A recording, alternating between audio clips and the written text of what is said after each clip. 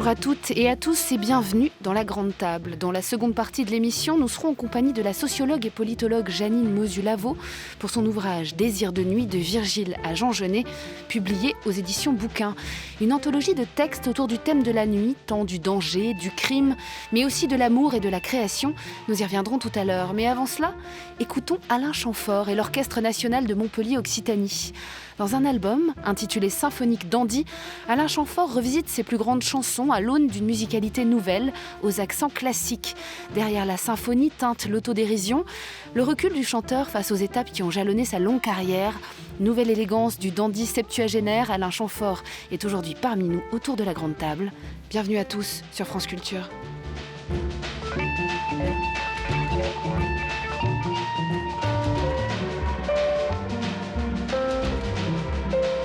La Grande Table.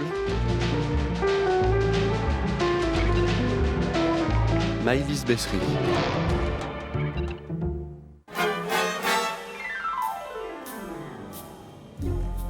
Bonjour mademoiselle. Écoutez, je vous trouve très mignonne. Voilà, je me présente, je m'appelle Alain Chamfort. Vous me reconnaissez peut-être? Non. Je suis chanteur de variété et je passe parfois dans le poste. Voilà, Manu Rêva, c'était moi, ouais. C'était votre chanson préférée? Celle de votre mère? À propos, vous habitez toujours chez vos parents? Ce n'est que moi, ne craignez rien. Ce n'est que moi, votre vieille là. Je demande quand même pas le Pérou. Je demande qu'on m'aime, et puis c'est tout. Bonjour Alain Chamfort. Bonjour. Alors on vous retrouve avec des accents satiriques, on pourrait dire presque de satire, qui courent après les demoiselles, mais on comprend vite la plaisanterie. Ben oui, vous savez, il faut vivre ce genre de choses pour réaliser à un moment donné qu'on n'est plus dans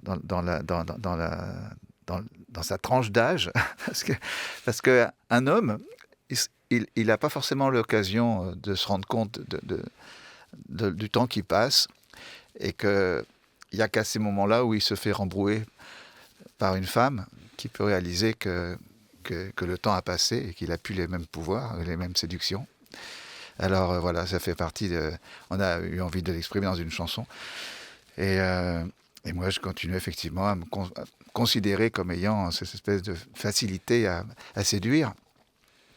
Parce qu'un chanteur, en grande partie, quand même, ça fonctionne assez facilement pour lui. Hein. Je veux dire, il ne faut pas se raconter d'histoire.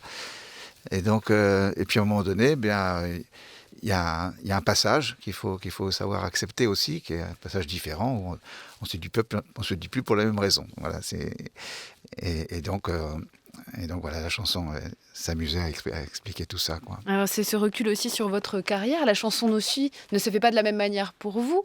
Vous avez traversé le milieu des années 60, des années 70, des années 80, à chaque fois une coloration musicale qui a évolué. Quelle étape c'est pour vous que de jouer avec un orchestre ? D'abord celui de Montpellier, puis je crois chaque destination va amener chaque région son orchestre symphonique. Oui. Alors pour vous, qui avez joué de l'orgue, qui avait cette formation au départ classique, cette volonté, est-ce que c'est une sorte de consécration? Est-ce que c'est une expérience nouvelle? C'est un très joli moment, en tout cas. Je ne sais pas comment appeler ça. C'est vrai que c'est fait partie un peu des rêves qu'on entretient comme ça quand on est musicien le long de sa vie, parce que déjà être arrivé de créer, de composer, mais pour des musiques de films ou des musiques de séries, et de bénéficier des orchestrations symphoniques aussi, mais en ce qui concerne mes chansons et mon répertoire de chanteur, c'est la première fois. Donc, mais c'est vrai que dans mes compositions, dans mon travail, j'ai toujours tenu compte de mon bagage musical, quoi. C'est-à-dire que j'ai été formé d'une manière classique, et dans mon travail de chansons, de composition de chansons, il y a toujours une base comme ça, harmonique et mélodique qui renoue avec ce que j'ai appris. on ne peut recréer que ce qui a été notre nourriture au départ. Voilà. Donc finalement, c'est pas une consécration, mais c'est une finalité finalement. Ça doit être un plaisir immense que d'entendre un orchestre comme ça derrière soi. C'est à la fois très impressionnant au départ quand on arrive, parce que les orchestres sont bien souvent constitués de gens qui proviennent de plein de pays différents, donc ils ne vous connaissent pas. Eux, même entre eux, je ne suis pas certain qu'il y a vraiment beaucoup d'affinité, de relations. À partir du moment où ils ont cessé de jouer, chacun reprend sa vie. Il y a un petit côté comme ça, comme ils sont tellement nombreux, si vous voulez, qu'ils n'ont pas la possibilité de former vraiment une communauté, quoi. Donc, et alors quand vous arrivez comme ça au milieu de ces gens qui sont un peu étrangers, comme ça, et à votre répertoire et tout. C'est un peu particulier, il n'y a pas vraiment d'empathie, quoi. Votre musique, votre œuvre redevient une partition. Une partition, voilà, complètement déshumanisée, on peut dire. Et puis une fois qu'on a commencé à répéter, et puis qu'ils ont un petit peu eu le temps de comprendre ce qu'ils font, éventuellement d'apprécier, ça se détend. Et je me souviens qu'à la fin du concert qu'on avait donné à Montpellier, il y a un petit groupe comme ça qui s'est formé, qui sont venus vers moi en me disant, écoutez, qu'ils avaient été très heureux de découvrir mon répertoire et de l'accompagner, et qu'ils avaient passé un bon moment. Voilà. Alors Alain Chamfort, avant de revenir sur ces chansons, ce choix de chansons qui ont été réorchestrées pour ce travail-là, peut-être votre rapport à la musique classique, à la musique tout court. Il y a ces petites histoires qui circulent comme quoi c'est votre marraine qui aurait repéré votre oreille à l'âge de 3 ans, que vos parents vous auraient fait donner des cours de piano. C'est vrai, oui. C'est vrai cette histoire, Alain Chamfort ? C'est-à-dire que moi, mes parents n'étaient pas musiciens, donc il n'y avait pas forcément de raison qui ressentent mon intérêt pour la musique. Il n'y avait pas d'instrument à la maison. Et en revanche, j'avais une marraine qui habitait Bourges et que j'allais visiter très petit parce que j'avais des problèmes de santé, etc. Donc, je passais pas mal de séjours chez elle. Et quand elle donnait ses cours de musique, elle avait observé que j'étais à côté, que je m'intéressais, que j'écoutais avec beaucoup d'attention. Et donc elle a considéré que j'avais certainement un intérêt pour la musique. Elle a communiqué ça à mes parents. Puis eux, comme ils avaient envie de me faire plaisir, ils m'ont inscrit à des cours de piano. Et très vite, j'avais effectivement une espèce de nature et de facilité, quoi. J'avais une bonne oreille, je retenais, ça me plaisait, j'étais dans ma bulle, tout allait bien. D'ailleurs, ça va être toujours votre partie, la composition musicale. Pas les textes, mais plutôt la composition musicale. Oui, totalement. Oui. C'est vrai que j'ai l'oreille formée à la musique et c'était un petit peu mon réflexe, quoi. Spontanément, j'allais tout de suite vers... Même quand j'écoutais une chanson, c'est plutôt la partie musicale par laquelle j'étais attiré, quoi, qui a attiré mon attention. Et puis évidemment, avec le temps, après, je me suis quand même intéressé au texte, heureusement. Alors ça, on va en parler aussi. À travers votre carrière, c'est quand même une 50aine d'années qui ont traversé l'histoire de la musique et de sa variété. Ouais. En préparant cette émission, on a trouvé quelques pépites de Lina, notamment dans votre période beatlisante, on va dire, début des variétés des années 60. On a envie de vous faire écouter les Mods. Oui, bien sûr. C'est une vie insensée.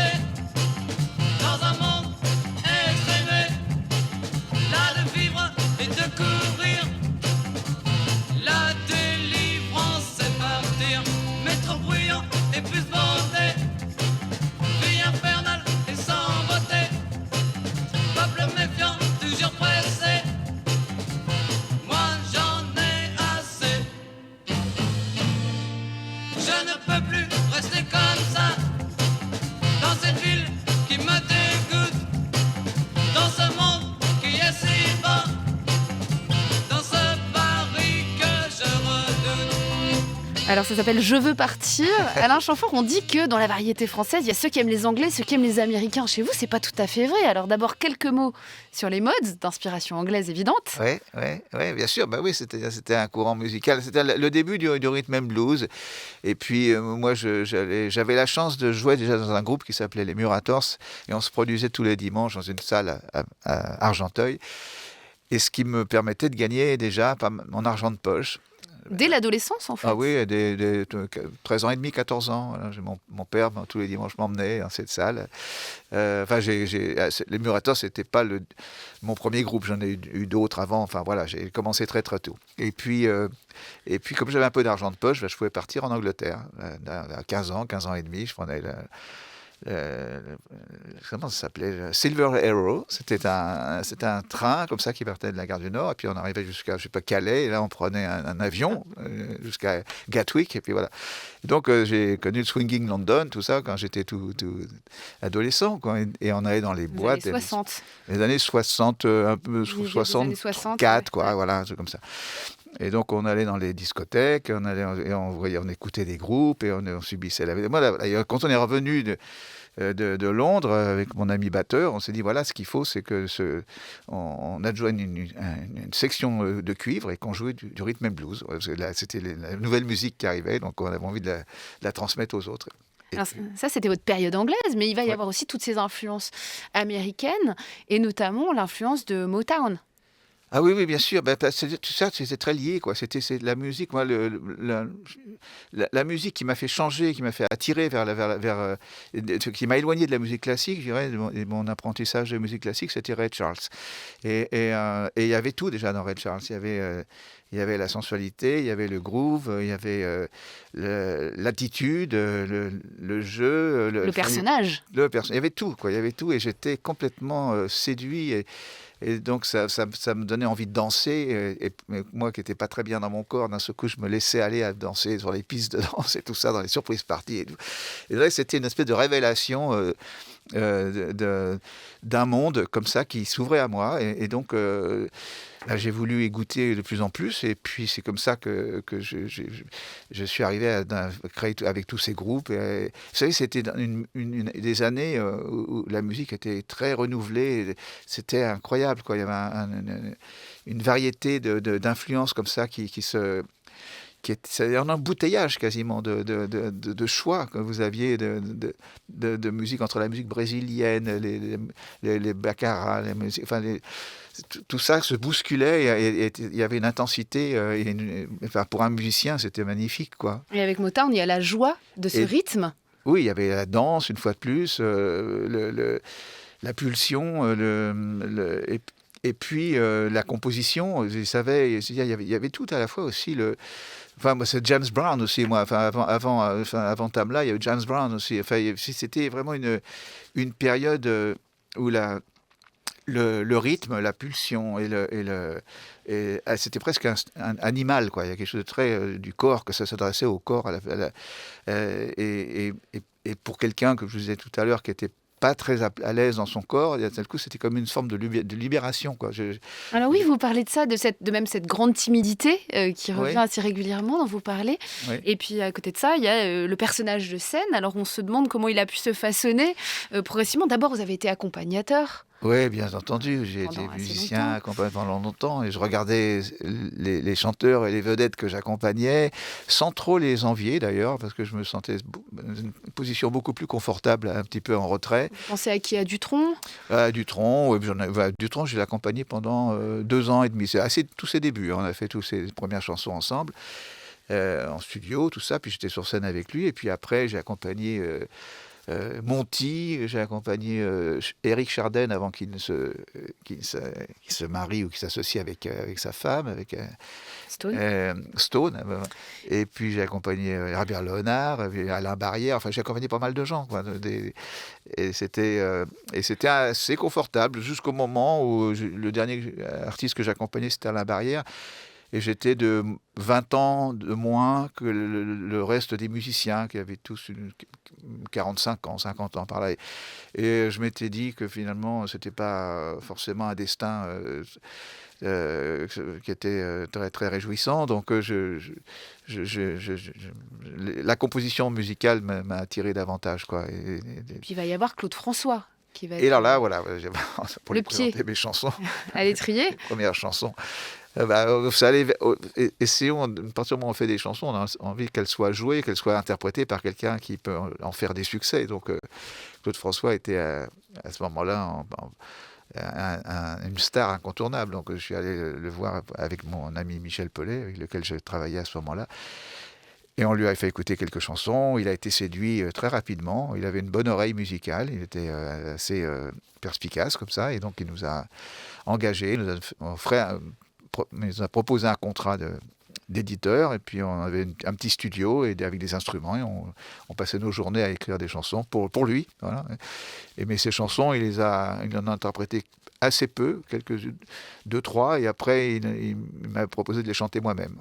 Voilà. Alors, là, on est parti sur un autre épisode, quoi, qui était changé de nom. Et puis, en hommage au poète Nicolas Chamfort, hein, c'est ça ? En hommage au poète Nicolas Chamfort. Voilà, c'est ça. C'est-à-dire, c'était vraiment pas en hommage, c'était tout à fait par hasard. Moi, à l'époque, je ne savais même pas qu'il existait. Et Claude non plus, d'ailleurs. Je pense. Donc, c'était en ouvrant le dictionnaire des noms propres. S'il m'avait proposé Chateaubriand, je ne suis pas sûr d'avoir accepté. Mais enfin, Chamfort. C'est une autre époque, hein, quand même. C'est ça. Et donc, voilà. Et après, j'étais affublé de ce nom. J'avais pas mis ma photo sur le premier 45 tours.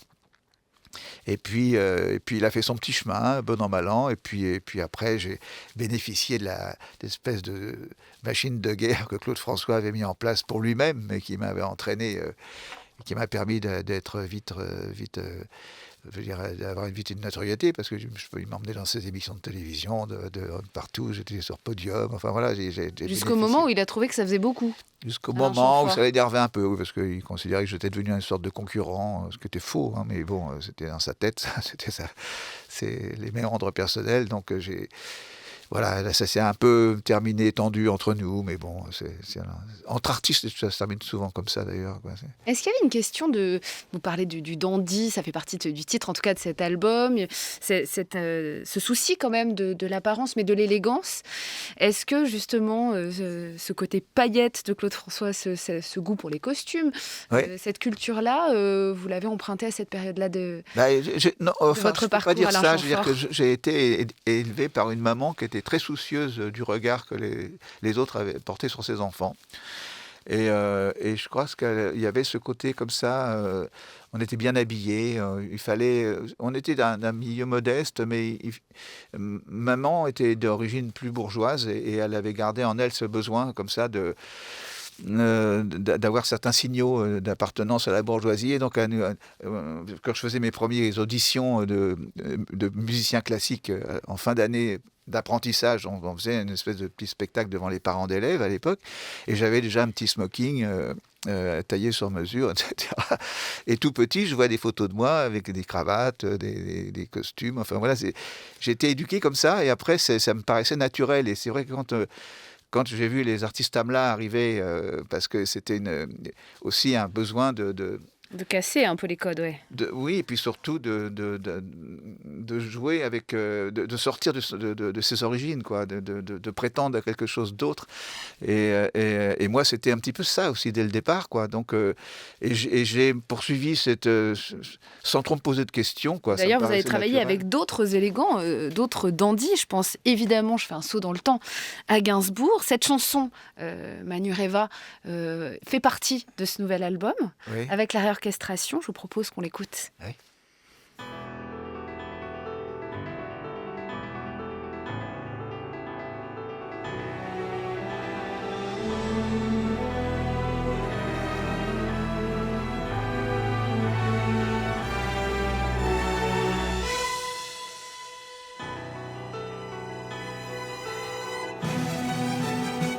Manureva. Où es-tu, Manureva? Bateau fantôme, toi qui rêves des îles et qui jamais n'arriva là-bas.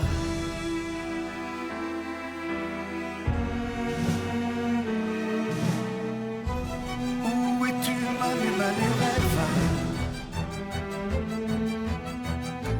Porté disparu, Manureva. Des jours et des jours tu dérives, mais jamais, jamais tu n'arrives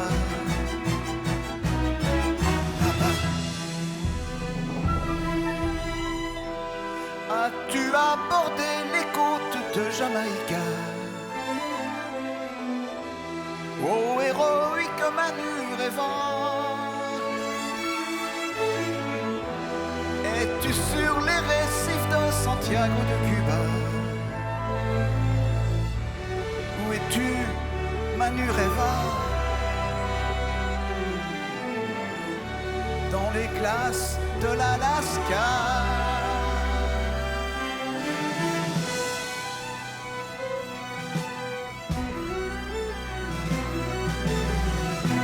Où es-tu, Manu, Manu rêvant? Porté disparu, Manu rêvant. Bateau fantôme, toi qui rêvas. Désir et qui jamais n'arriva. Là-bas. Bah oui, j'en ai marre de me casser la tête, élaborer des textes qui passent inaperçus. J'ai des cheveux blancs, j'ai 38 ans, cheveux blancs. Pour la peinture, je veux bien être incompris, mais pas pour la chanson. Vous croyez que vos textes sont passés inaperçus? Sur mes 33 tours, si, ils sont passés inaperçus. Il y a une ou deux chansons qui ont marché, puis tout le reste, les plus jolies, celles que j'aime, ne marchent pas. Elles n'ont jamais marché. Oui. Lesquels aimiez-vous? J'aimais l'alcool, j'aimais ces petits riens, j'aimais la javanaise qu'on n'a pas compris. J'aimais ce mortel ennui. Tout ça, c'est pas possible. Puis c'est prétentieux de dire que je travaille pour une minorité. Parce que minorité, on pense à élite, puis c'est pas vrai tout ça. Il faut travailler pour une majorité dans la chanson. Voilà, Alain Chamfort, on entend bien sûr la voix de Serge Gainsbourg qui est arrivé à la fin de votre Manu rêva, écrit par Serge Gainsbourg. Quelle expérience a été pour vous cette collaboration avec Gainsbourg? Ça va vous révéler en tant que nouveau personnage aussi. Vous existiez déjà, mais il y a comme une sorte de nouvelle facette d'Alain Chamfort qui apparaît en 79. Oui, c'était, on m'écoutait un peu différemment, puisque comme Serge était collaboré à mon travail et que je suis allé vers lui, voilà, ça a donné lieu à quelque chose d'autre. On tenait compte de sa présence, quoi, bien sûr. Donc, et moi aussi, bien. Et si je suis allé le trouver, c'est aussi en grande partie pour cette raison-là. Je savais aussi qu'il participerait à me faire entendre d'une manière un peu différente. Voilà. Ce qui a été le cas. Et puis, on a fait 3 jolis albums ensemble. Quelle est votre part dans l'inspiration des textes? Parce que c'est une chose de ne pas forcément Alors, à ce les écrire, moment-là, mais il y a quand même ce qui les impulse. Alors, si vous voulez, je pense que avant la période Serge, je pense que je travaillais avec des gens qui étaient, on appelle ça, en gros, enfin, c'est très péjoratif de dire ça, mais c'est quand même un peu la vérité, c'est un peu des faiseurs, quoi. Des gens qui savent. On peut apprendre, par exemple, même avec beaucoup de talent, quelqu'un comme Pierre Delanoë, on peut dire que c'est une sorte de faiseur. C'est des gens qui, tout est prétexte à écrire des chansons, voilà. Là, en m'approchant de Serge, je rentrais dans un univers qui était son rapport aux femmes, qui était un peu particulier quand même, etc., à la limite du misogynisme, etc. Et puis l'inspiration dont il tenait compte et qu'il ressentait à travers moi, quoi. C'est-à-dire qu'il écrivait à travers moi des chansons qu'il n'aurait pas pu écrire pour lui.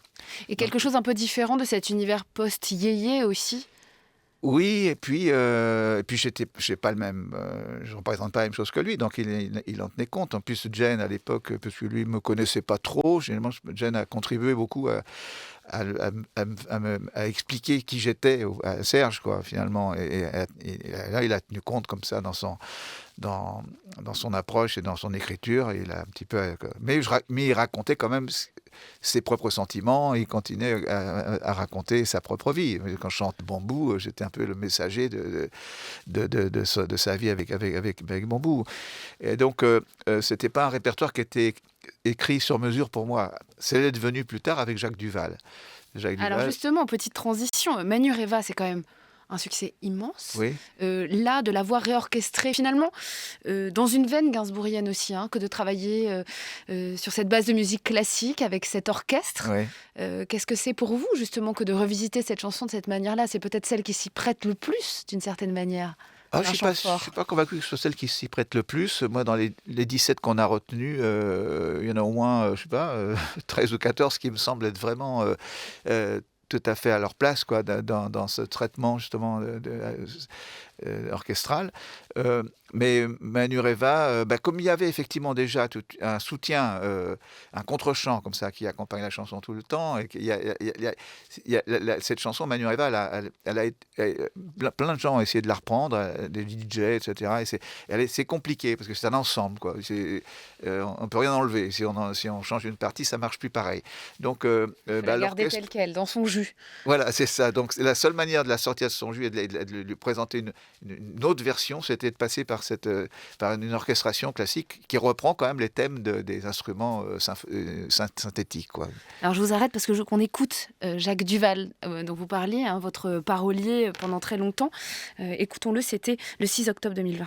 Voilà, j'ai eu un moment, un conflit avec Lio, parce que je lui avais avoué assez ingénument, j'avais dit que finalement toutes mes chansons, je les ai écrites pour moi.